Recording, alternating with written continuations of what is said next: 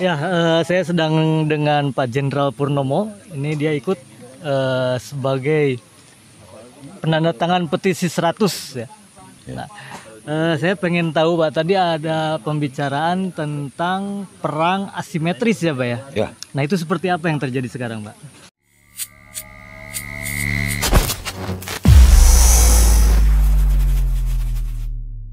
Kenapa Republik ini Pak Harto pada waktu itu harus diturunkan?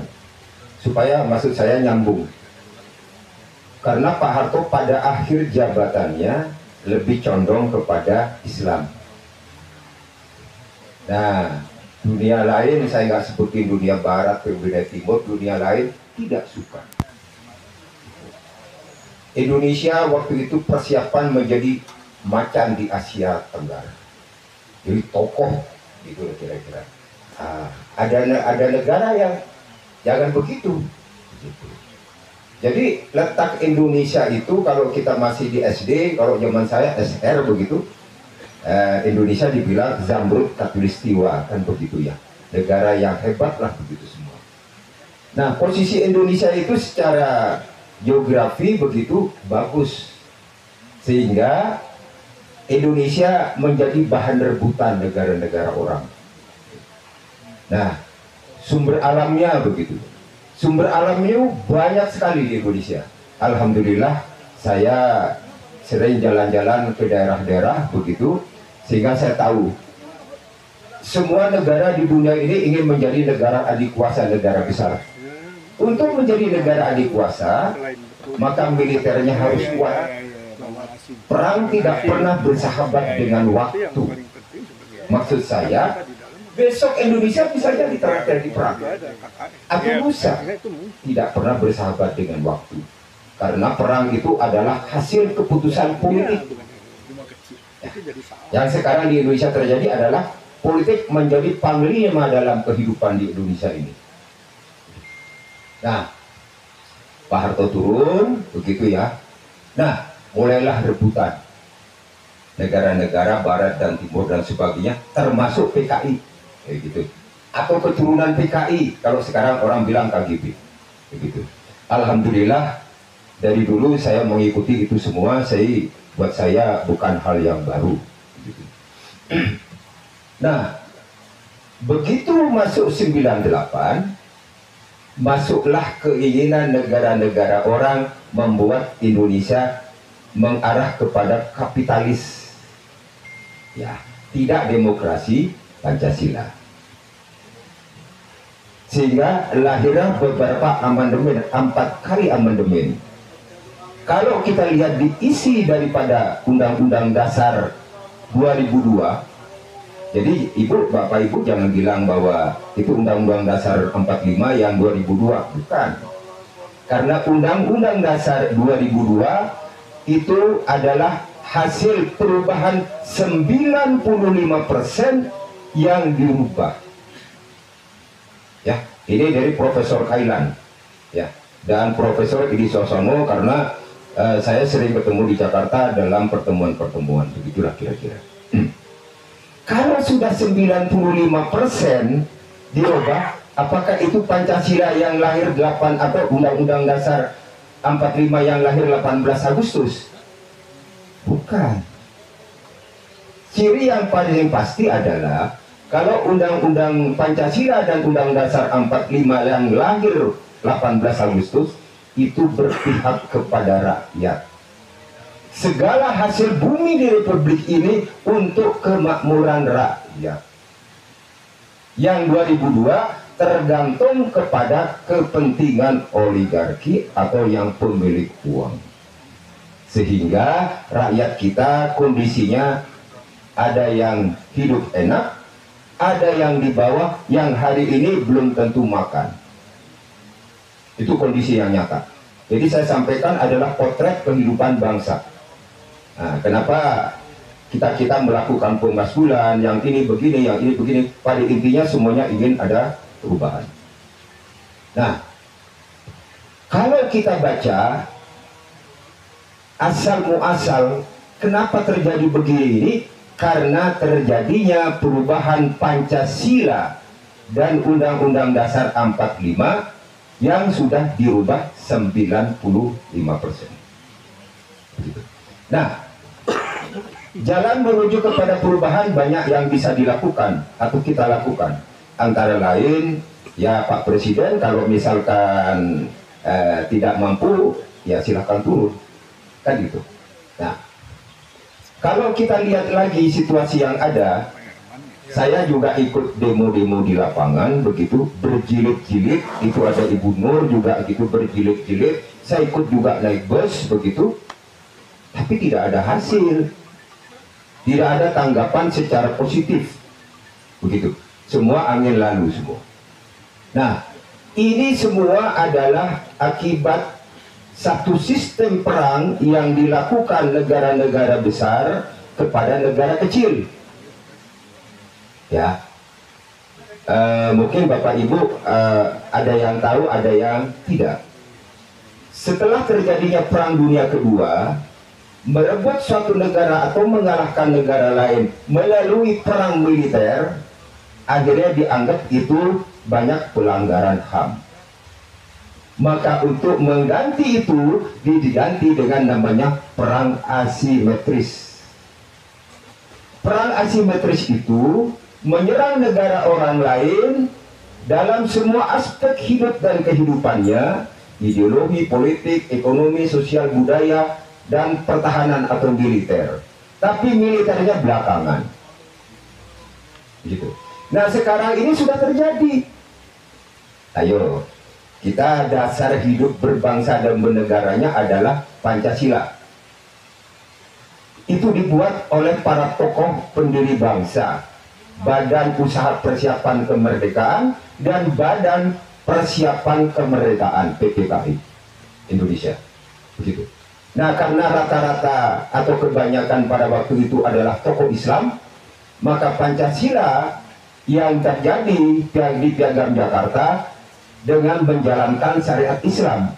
Tetapi yang agama lain tidak berkehendak seperti itu. Akhirnya dirubah menjadi ketuhanan yang Maha Esa. Hidupkan kehidupan kita sebagai manusia sesuai aturan. Kalau kita orang Islam, hablum minallah dan hablum minannas. Sila yang pertama adalah hablum minallah, kita kepada yang menciptakan kita. Kalau ibu baca di surat Yasin ayat 82, innama amruhu idza arada shay'an an yaqula lahu kun fayakun. Semua kekuasaan di tangan Allah, dan kalau Allah berkehendak tidak ada yang tidak bisa. Begitu. Nah, jadi apapun yang kita kerjakan, sepanjang kita juga menjalankan dengan niat berdasarkan Pancasila, insya Allah Allah akan selalu bersama kita. Nah, di dalam pelaksanaan hidup dan kehidupan, karena Pancasila dasar kehidupan, baca ibu di dalam Bapak di preambul atau pembukaan UUD 45 ada kata kemakmuran rakyat. Dan sekarang bagaimana mau makmur, dan itunya apa namanya, rakyatnya sebagian juga Senin Kemis hidupnya kan begitu. Nah, kita-kitalah yang harus bisa merubah situasi ini. Rakyat yang di bawah itu kerja di sawah, kalau kita giring berdemo hari ini tidak makan. Yang di pasar untuk giring, ayo Bapak Ibu kita demo, nggak makan keluarganya. Kita-kitalah yang mampu untuk melakukan perubahan demi rakyat. Ya, saya sedang dengan Pak Jenderal Purnomo. Ini dia ikut sebagai penandatangan petisi 100 ya. Nah, saya pengen tahu Pak, tadi ada pembicaraan tentang perang asimetris ya Pak ya? Ya. Nah, itu seperti apa yang terjadi sekarang Pak? Jadi setelah Perang Dunia Kedua, satu negara untuk menguasai negara lain dengan kekuatan militer itu kan banyak korban. Betul. Banyak yang terjadi pelanggaran HAM ya, seperti Hiroshima Nagasaki pada waktu ada menyerang negara lain dan sebagainya. Nah, situasi ini di Indonesia yang begitu banyak sekali lautan itu lebih sulit penguasaannya dibandingkan dengan Indonesia yang satu pelataran, satu daratan gitu ya. Itu beda. Indonesia ini lebih banyak lautannya. Nah, Sekarang kembali kepada bangsa Indonesia yang pemilik negeri ini mau nggak menjaga NKRI. Ya, kalau kita baca di dalam pembukaan UUD 45 itu disampaikan tentang kedaulatan negara, kemakmuran dan sebagainya. Nah, tidak ada negara lain, atau saya proyeksikan ke keluarga ya, gampang. Tidak ada keluarga orang lain yang bisa menyelamatkan rumah tangga kita kecuali suami istri. Ya, suami istri. Jadi kalau suami istri ribut, kunci kamar berdua ngomong. Tidak ada orang lain. Sama dengan negeri kita. Bangsa lain bukan tidak ada. Kecil kemungkinan ada bangsa lain bisa menyelamatkan republik ini. Kecuali kita yang pemilik negeri, yang merasa bangsa Indonesia harus bersatu. Itu dulu, gitu. Tadi saya sampaikan bahwa ini bermula dari perubahan 98 sampai 2002 terjadinya amandemen 4 kali. Oke. Ya, sekarang ada yang mau minta amandemen yang kelima. Saya tidak tahu bentuknya apa. Tapi yang terbaik adalah mari kita kembali ke UUD 45. Ya, yang asli. Hal-hal yang perlu disempurnakan, Bung Karno menyatakan di dalam bukunya, baca buku Bung Karno, kebetulan saya baca, kelak kemudian hari kalian perlu sempurnakan. Karena waktunya kami sangat pendek. Nah, sekarang perlu kita sempurnakan. Yang disempurnakan pokoknya batang tubuh jangan dirubah. Tetapi perubahannya ada di adendum. Oke, adendum. Nanti kalau adendum ini cocok, ya terusin. Kalau tidak cocok, dirubah lagi adendumnya ini. Antara lain, presiden harus 2 kali. Iya, kita tidak ingin ada presiden seumur hidup. Nanti terjadi dinasti lagi, gitu ya. Dan hal-hal lain, termasuk bagaimana presiden harus mandataris MPR. Dia petugasnya rakyat. Karena pada dasarnya seseorang yang menduduki jabatan misalkan presiden, dia adalah bapaknya bangsa Indonesia, bukan bapaknya partai itu, bukan. Oke. Ini yang salah, mari kita luruskan. Dan siapa yang perlu lagi duduk di DPR, di MPR, mari kita kaji lagi. Apakah betul MPR itu kalau berdasarkan Undang-Undang 22E 2002 bahwa MPR itu hanya diduduki oleh partai politik, ya? Apa benar seperti itu? Apa benar hanya dikuasai oleh 9 tokoh ketua partai? Oke. Nah, ini kan harus dikaji. Betul.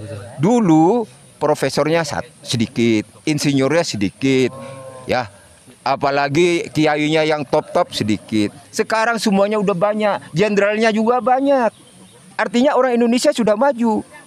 Mari kita evaluasi ini semua demi menjaga keutuhan NKRI, negara yang kita cintai, yang berdasarkan Pancasila dan Undang-Undang Dasar 45 tahun 18 Agustus tahun 45. Itu saja mungkin. Baik. Mungkin saya sedikit bertanya, Pak. Oke. Nah, ini dikatakan bahwa MPR memang sudah agak, apakah betul gitu ya? Tadi Bapak pertanyakan MPR ini dikuasai oleh 9 ketua DPR. Oh, DPR, sorry. Nah, kira-kira apabila terjadi seperti itu, siapa yang bisa mengoreksi MPR ini atau DPR ini, Pak?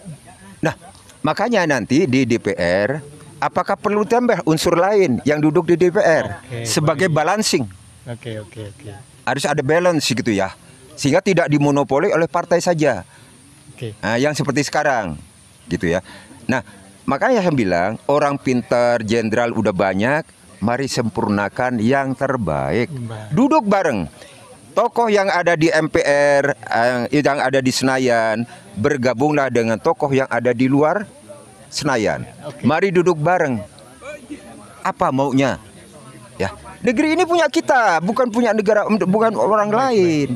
Oke, tanpa saya mendiskreditkan seseorang, saya tidak. Tapi saya sebagai anak bangsa, saya ingin Indonesia ini sesuai dengan pembukaan. Masyarakat adil makmur katanya gitu. Nah, sekarang adilnya di mana, makmurnya di mana, kan gitu ya. Gitu. Saya sedikit lebih tajam sedikit ya, Pak ya. Oke. Nah, kira-kira dari sisi Bapak sebagai militer ini ya, Pak ya. Kesalahan apa yang paling fatal yang sudah terjadi sekarang oleh rezim yang sedang berkuasa sekarang, Pak? Aturan. Rules berarti ya. Ya. Undang-Undang Dasar 2002 itu tidak berpihak kepada rakyat. Oke. Nah, mari kita kembalikan ke 45 yang 18 itu, karena itu intinya untuk kepentingan rakyat. Oke. Saya bukan berkeinginan militer harus mendominasi seperti Orde Lama, tidak, Orde Baru, tidak. Tetapi mari kita duduk bareng. Siapa yang bisa duduk di DPR, siapa yang bisa duduk di MPR, sehingga terwakili semua. Oke, baik. Ya, banyak ahli hukum tata negara. Ya. Betul. Saya tahunya kan cuma perang dulu, jadi saya kurang lah. Tapi sedikit belajar. Oke, gitu. oke. Nah, dengan kondisi sekarang ya Pak ya, mungkin terlihat sedikit agak dipersulit untuk menyampaikan aspirasi ya Pak ya.